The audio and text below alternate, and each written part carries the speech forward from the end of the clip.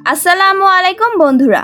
এখন টমেটোর সিজন আর টমেটোর দামও কম আর সামনেই রমজান, তাই আজকে তৈরি করে দেখাবো খুব সহজেই টমেটোর সস। খুব অল্প উপকরণে তেঁতুল বা কর্নফ্লাওয়ার ছাড়াই তৈরি করে দেখাবো।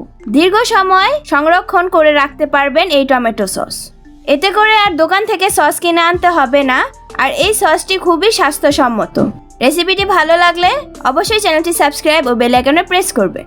টমেটোর সস বানানোর জন্য নিয়ে নিয়েছি 2 কেজি পাকা টমেটো। টমেটোগুলো কেটে দেখাচ্ছি কিভাবে কাটতে হবে। প্রথমে টমেটো অর্ধেক করে কেটে এর মাথার অংশ ফেলে দিব। তারপর এরকম ছোট ছোট পিস করে কেটে নিব।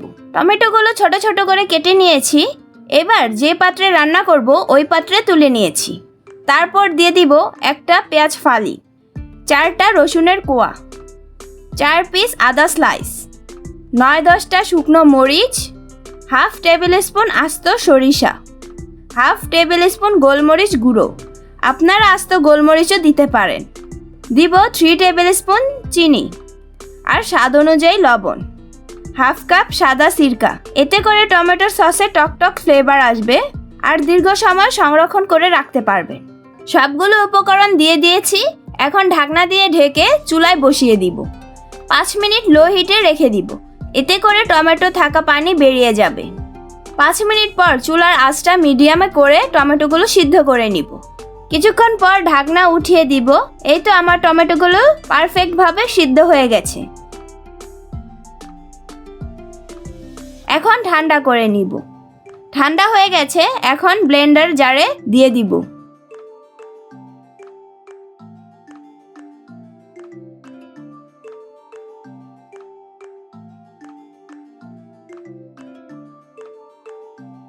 এবার ব্লেন্ড করে নিয়েছি। তারপর এরকম চালনে চেলে নিব। চামচের সাহায্যে এটা চালতে হবে।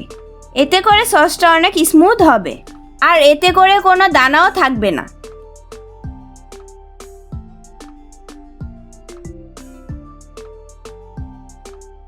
চেলে নিয়েছি, এই তো দেখতেই পাচ্ছেন দানা দানা, এগুলো ফেলে দিব।